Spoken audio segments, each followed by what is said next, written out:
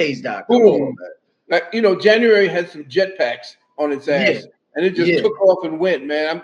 I'm looking at the 30. I'm saying this is 31st. It was just the first. Woo. I said, well, incredible. you know what? It's cool because during that time, I got a lot of feedback from the last webinar, and a lot of people had missed it, especially from overseas. Yeah, yeah. So, you know, during that first part, I said, you know what? I talked to wifey, and she said, go ahead and do it, you know, because she's not well, and I'm focusing most of my time and everything with her. Mm-hmm. So, you know, I said, okay, I'm going to do it. You know, it's actually for you to be repositioned and recommissioned Mm-hmm. someplace else because that's where Mm-hmm. you're mostly needed. I felt I was mostly needed here, which is why I was recommissioned back to the United States from the West Indies, for instance, Mm-hmm. which is why you were recommissioned and were told to take up the gauntlet and get into the media because Mm-hmm. of what you had to accomplish. Mm-hmm. I've been Mm-hmm. threatened. My life has been threatened numerous times for what I did, especially when I exposed the AIDS hoax. Mm. That was, you know, that they came after me with the feds. They came after me with even my own people came after me, and it was like, should I be worried now? Because my family, you know, when your family is saying to you, "Oh, you know, Dad, I'm worried about you," and so forth, then you start getting a little bit more cautious, and Right. you start saying, "Okay, well, where my priorities lie." Well, I told my children, and I told my wife, and my wives at the time, that um, I'm not going to pull back the momentum of my mission because this shell was threatened. A lot of what I've done has been placed on tapes and on discs, on cassettes. That's how far back I go. And everything that I've said resonates towards upliftment. A lot of Mm-hmm. people may not see it or may not feel it at the time, but everything I have attempted to do from my heart was to uplift. So Mm-hmm. if I am going to be taken out by me doing what I enjoy and what I feel to be a righteous mission, then only a coward would even step into this. That's why I was telling a lot of the brothers and sisters back in the day when they wanted to take this particular platform and start playing like it's some kind of game to be a money making scheme when you want to, you want to debate this and debate that, and you're having rivals against so and so, and it was turning the platform hostile against the very people that we wanted to actually benefit from it. Right. So, I said to everybody, I said, listen, this is a self destructive way of taking something that the ancestors handed down to us and our elders handed down to us, and you are polluting it. You are undermining it, just like they undermined hip hop. And they started bringing in all this gang stuff and so forth. That they undermined something that was supposed to be joyous, uplifting. So people like yourselves, people like Bobby and Dr. Blair, and all of the young brothers and sisters who are out there working towards upliftment, their lives are in danger too. So why should I, who actually helped put these young people on, what would it look like for me to back off and say that I got to retire at a time when I would be needed, just like my elders? I needed my elders around before they left, but they left me such a treasure. They Right. left me Midas's intellectual treasure, not the gold, but the intellectual treasure, almost like a Midas, Mm-hmm. uh, wealth. And I can't do anything different. If my life is taken doing what my joy, then I'm going to be smiling and laughing as I leave the body. I'm Mm-hmm. not going to be afraid. I'm not Beautiful. going to be crying. You know. Beautiful. You know. Well, let's get a little bit of OG advice from you, Doc, to the younger brothers out there. Do you feel as though your wife, for all the brothers out there, do you feel as though your wife takes away some of the warrior spirit in you? And is that a good or a bad thing? Is that for the betterment of you? Well, that's a Well, woman. yeah. That's your woman. She tapers and tempers your energy. She gives you a chance. You know, when they talk about Sophia, the word Mm-hmm. Sophia is gravitates to the word wisdom. Mm-hmm. So what a woman does by her questioning your actions Mm-hmm. is causing you to mine the wisdom for your actions. Mm-hmm. When they ask why you're doing this, do you know that you have these particular things that you, as the master, as the leader, as the head of the household, these are your other responsibilities. They're also to us. Have you taken that into consideration? And so I would say to her, beloved, when you joined me on this mission and on this path, did you know Mm-hmm. what what the circumstances and consequences could be? Mm-hmm. And a lot, my wife had to get to that because she's very feminine, I turned her into this warrior energy, Right. because I could not get a swear word out of her mouth. Oh man. She doesn't swear, she doesn't do all of this. I mean, she's like super feminine.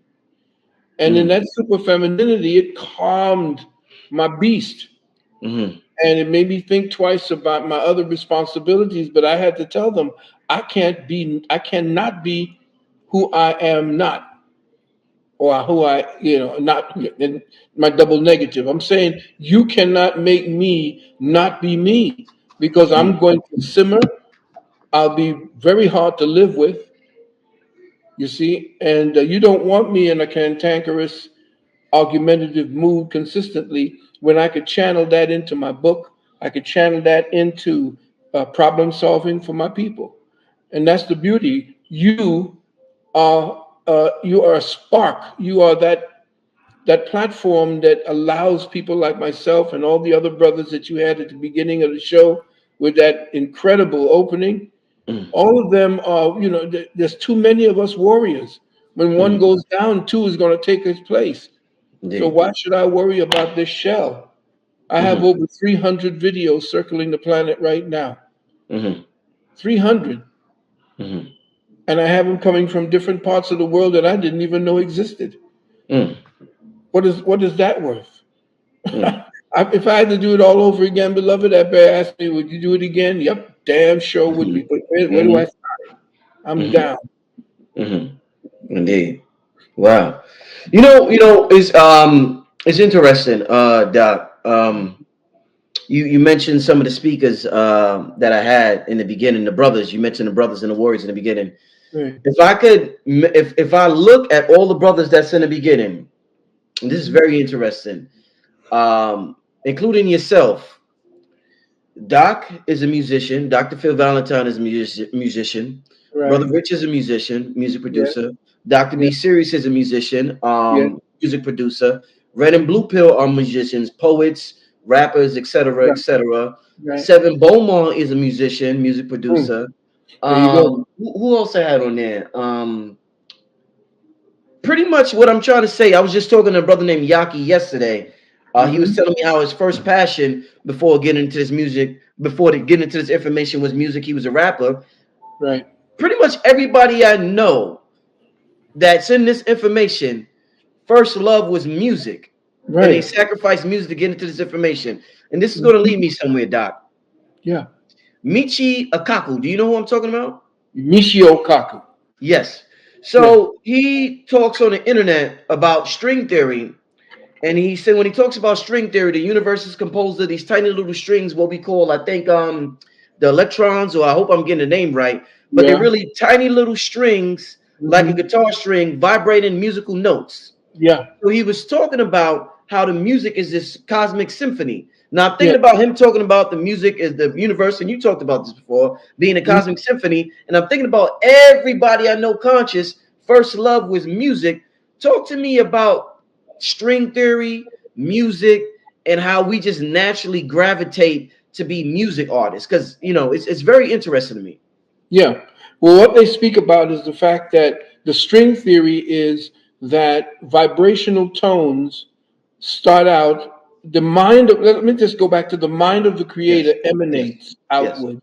And yes. that emanation is what we call the will, the universal will. As the will is I guess, further from source.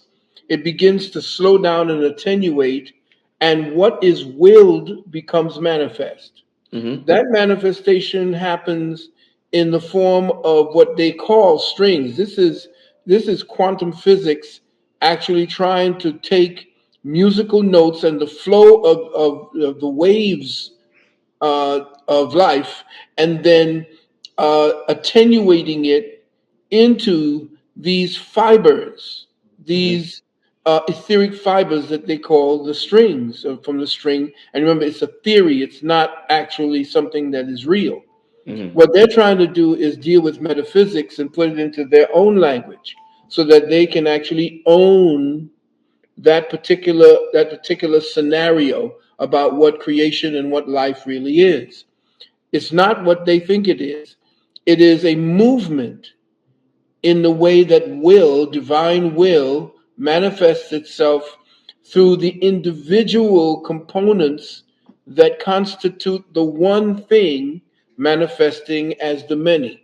So the manifestation of the many happens along strings of consciousness where you are conscious at the level of consciousness based upon what the will or how you react, how your spark reacts to divine will.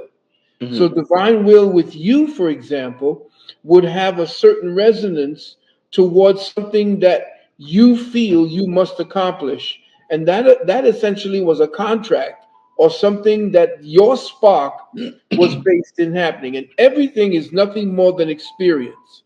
Mm-hmm. Everything boils down to experience. I don't Mm-hmm. care if it's murder, if it's suicide, whatever it is that you choose to do with your avatar, and what you do with the consciousness that motivates that avatar is temporal, and it is essentially choice, and it is nothing more than an experience.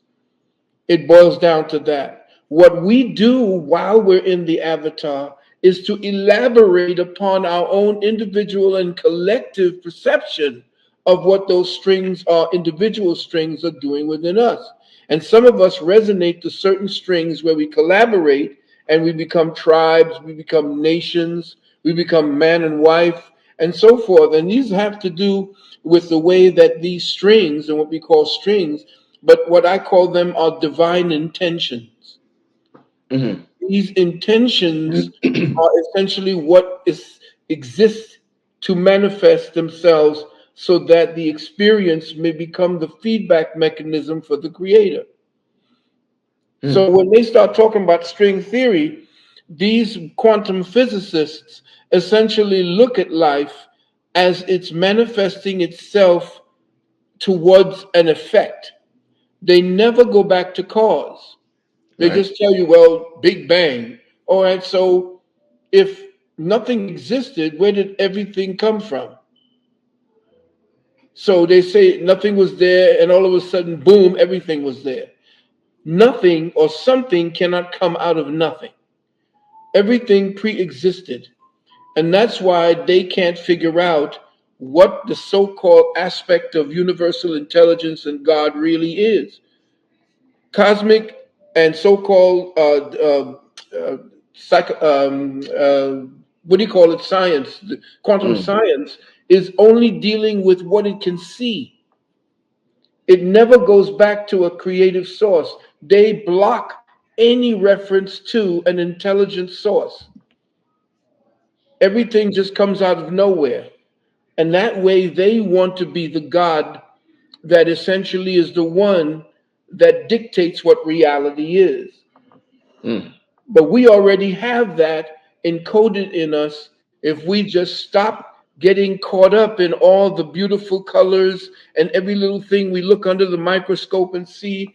Everything has to be conquered. Everything must be known in the physical. But they don't understand it. All they have to do is to be still and know that I am. They don't know In- that. Indeed. You know who Terrence Howard is, right? I love Terrence Howard. Me and him going to have to get together one day. Man, if you ever talk to the brother, please tell the brother. There's a brother named Brother Rich who want him on the show. No doubt. I need to No get. doubt. What the brother? He for the last couple of years, 5, 6 years, he's been going around the universities to the scientists, and he's been dealing with physics, and he's been saying Flower of how that, life. Mhm. huh? The flower of life. Yeah, he's been dealing with the flower of life, Right. and he's been dealing with this mathematical equation where he's telling everybody about one times. It's impossible for one times one to equals one, because to multiply means to be that's like, Outside. yeah, that, yeah. So how can, if you're multiplying something, how can something stay the same if you're multiplying on something? So Right. he's saying it's impossible. It's a mathematical lie to say one times one equals one. What's your Exactly. thoughts on him saying that the system that we have? Because everybody say the universe is mathematics. But if the Right. universe is mathematics, but if our mathematics is based on lies, and we base our numerology and everything else on our mathematics, you gotta talk to me, Doc. What's your It's not thought? mathematics. It's not mathematics. It's mathematics to them, but to us, it's ma'at hemetics. Okay. It's not mathematics. Mathematics is a kind of twisted perception of ma'at hermetics. Mm. Ma'at is balance. It is Yes. the finding the equilibrium between two forces. Uh-huh. Uh-huh. Hermetics is the secret behind that force. Uh-huh. So I changed the whole dynamic for my students. It's not mathematics. It's ma'at hermetics. Mahat And when hermetics. you're dealing with numerological aspects of the creator, then you're dealing in the illusory aspect of the one. It Mm-hmm. is the one in the dream of itself. And the one is in my book, I have the dream of chaos. I think it's the dream of chaos is order. The nightmare of order is chaos. You see what I'm saying? Oh yeah. The dream of chaos is order. The nightmare of order is chaos. So it's the same thing. We believe that one thing can become many because we are in that particular societal framework, or what we call consciousness framework, where we live in duality. We live on third density, height, depth, length, width, and so forth. And that becomes an external part of our brain. Our brain is actually locking all that we see into the order that you see here today. Mm-hmm. So it's actually an illusion that the brain creates in order for it to exist in the particular envelope of consciousness that we presently occupy. Mm-hmm. So once we leave the body, there is no such construction around that particular phase of our existence. So when you're dealing with mathematics, you're dealing with the way that the conscious intelligence that expresses itself begins to enumerate. Number has nothing to do with what we see as the multiplication, division, or subtraction or addition of things. Numbers are consciousness, specific consciousness, Mm. and numbers have a specific place within the numerical existence that we're dealing with, which is 1 to 9. There are no other numbers than 9. There are only Mm-hmm. 9 numbers. Anything after 9 is a kind of extraction process from the invisible into the visible. So you see, when they talk with the number 1, it starts with 0 first and then 1. But then you go all the way to 9, and then the 0 succeeds the 1. Where it Right. precedes the 1, it succeeds the 1, which means it's the same. So what you're dealing with on the first levels of condensation, because there's no such thing as creation. That's a misnomer.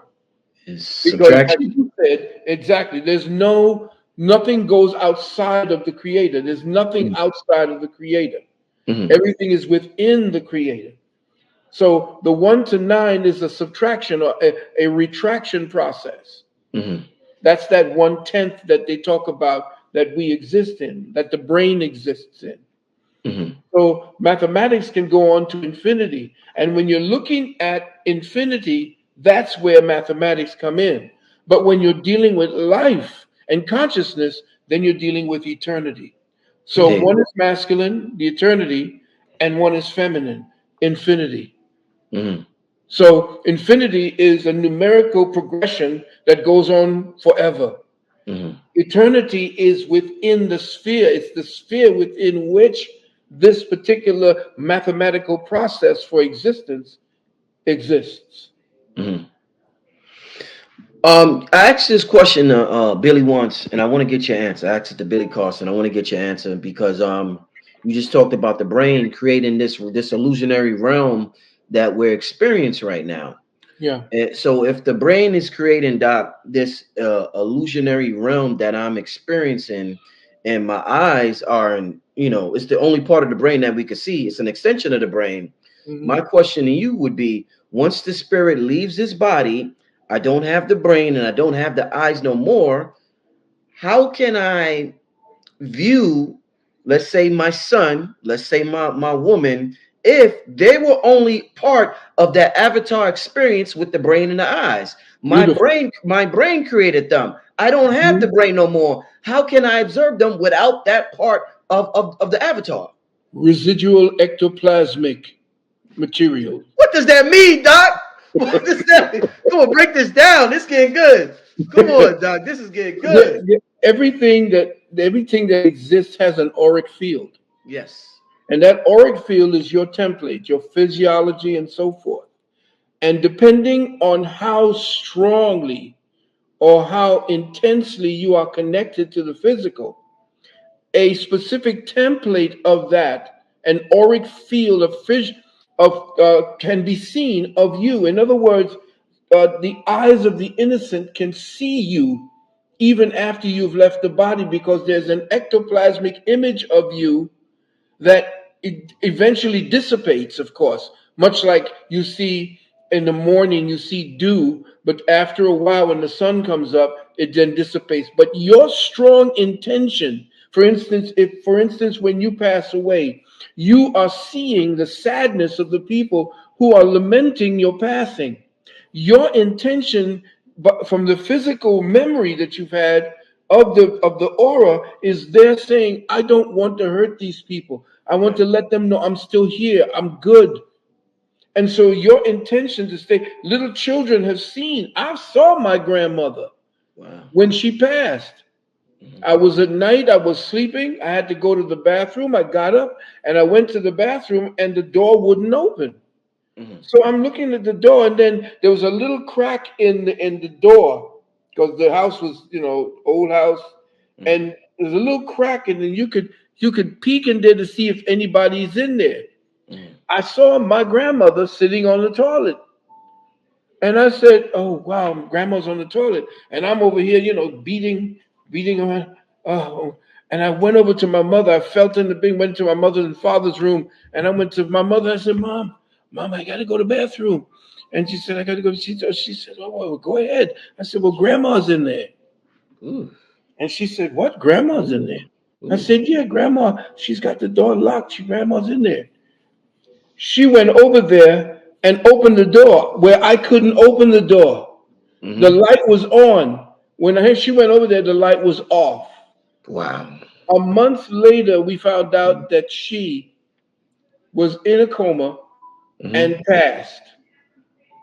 And she had come before she made that transition to see me because I was somebody. She used to call me Pip.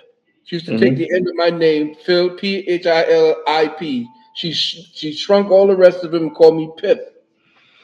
When I went to Trinidad with my mother to see her, she was the matriarch. And of course, she had 15 children. There must have been 80 of cousins. We were running all around the house. Right. And she was having dementia.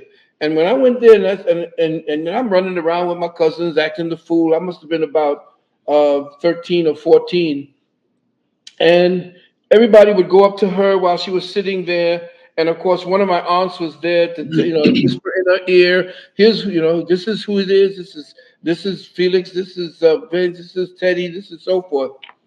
And my mother came up to me after in the yard. We was rumping and so forth. She said, "Come on, you have to come and say hello to your nana now." So I went up to see it. My sister went up there first, and she went and hugged her. And my grandmother never moved. She just looked straight ahead. Mm. That's all she did. Mm. But when I came up to her and I went up there and I said, "Hey, Nana," and she said, and my mother said, "Mama, it's Pip." All of a sudden, she said, "Pip," Mm. and the whole room stopped. And I'm lying. I'm not lying. The whole room stopped and looked because she never talked. And she said, "Philip Pip Pip," and I said, "Yeah." And I thought it was a big deal, because she used to always call me that. I said, "Hey, Nana, how you doing? Everything is well, How you doing?" And she's saying, "You're being a good boy, blah blah blah." Yes, I'm saying, "Yeah, Nana." She said, "Come give me a kiss." And I used to love her because when I was a little boy, she had these humongous boobs that I used to just nestle and just go to sleep on. After I left and said my hellos, she went right back into it. Mm. That's my story, and I know it happened. My sister can bear it out. My mother, bless her soul, she went for the afterlife as well. But I know what it was. I know what happened, and I know what I saw that night when I tried to get into the bathroom and I could not open that door. The light was on, and I saw my grandmother sitting there on the toilet with her hands in her, what do you call it? And that was me.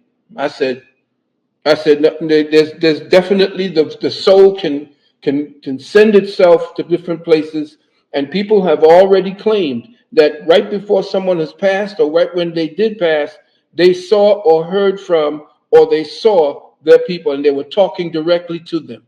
That's your ectoplasmic residual consciousness, and if it's strong enough, and your will is strong enough, people who have the eyes to see, the ears to hear, and the heart to feel will see you. Man, see, this is why I tell y'all, yeah, this is why I tell And be prepared because the who, what, when, where, and why that you see on that flyer is yeah, going to be exposed. The way that Cat Williams is exposing everybody today, yeah. and the courage it takes. Look at his life was almost taken a number of times, and look at the fact that Oprah is putting a hit out on him.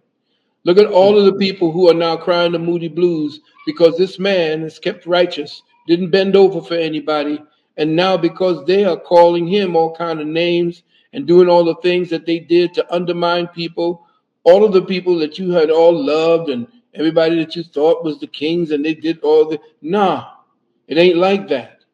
And so the people that are up in the political spheres, in the churches, in the mosques, and in all these places who are pretending, all of them who are pretending to help humanity, they're not. They're all for Mm. themselves. And the banking industry, everything that's getting ready to happen, make sure you know what you're going to do with your money. All of this is going to be discussed in that webinar. Let me ask you this, Doc, since we're talking Mhm. about Hollywood. I mean, Hollywood, I mean, these people in Hollywood. Oprah, you name Oprah. When I think of Oprah, now when I think of Oprah, I automatically think of Harvey Weinstein. There you go. They're like connected to me. Oh And yeah. and, and, and what I want to ask you, and I want to tie Hollywood with your metaphysical studies. And I love doing that because people could understand it better because Right. they can relate to Hollywood. They've seen it their whole life on television. Right. So we have Hollywood and we have these people that are notorious for lying, Doc. They get Right. on camera and they lie to us about who they are, what about Hollywood, about everything. They just lie. So Yeah. my question to you would be, being a metaphysician, yourself and many others on my platform, talk about the power of the imagination. My question would be, Doc, are liars more tapped in to their imagination than truth tellers? Because truth tellers observe, you talk about the cause and effect, truth tellers observe the physical to come up with a Hmm. conclusion. Liars tapping into some shit that ain't happened. They make it up. They just create some shit on the spot. This could have happened. I could have went left. They'll say, oh, I went right this way. That they'll just make some shit up. My question, are liars, and we seeing these liars be successful in terms of finances. So, Doc, are liars more tapped in this into this imagination than people who observe the physical to tell the truth, Doc? Well, let's not say that they're more tapped into the invisible. Let's just call them more cunning. Cunning. Wow. Cunning. Interesting. Why they study human nature, Yes. and they take it they take advantage of the vulnerabilities of the human spirit, the human heart, as well as the human passions and all the types of what would I call it? Let's just say that they have weaknesses and addictions, And Mm-hmm. if you were to read some of the old materials, you would see that that what they did was they elevated human weakness Mm-hmm. to a science. Yes. And what they did was they knew how people would react. That's what psychology is about, or psychiatry is about, not psychology. Mm-hmm. Psychology is the study of how people think and what motivates thinking. Psychiatry is controlling thinking, you see. So Yes. psychiatry That's is deep. not That's a deep. real science. Uh-huh. Okay. It's a means of control. So liars, as you're saying, Mm-hmm. liars are not tapped into anything but what their own selfish way of utilizing free will. Mm-hmm. Liars understand that free will can give you anything that you put out there because every human is a creator. Mm-hmm. They understand that. So if you're a creator, you can create any reality you want and then put it out there like a merchant Mm. sale. And that's what they do. It's called one of the sciences that I will teach is called synthetic synchronicity. This is the most sophisticated form of lying because they set the modem, they set the direction for the lie, they give you the substance necessary to support the lie, and it's even to a point where we call it predictive programming, where I can tell you this is what's going on. And then because you believe just that first point, I can then set up a synchronistic pattern where every time you look for evidence of whether I'm right or wrong, the pattern has already been set in place to substantiate what I said as a lie in the beginning. Whoo. So in that Whoo. synchronistic format,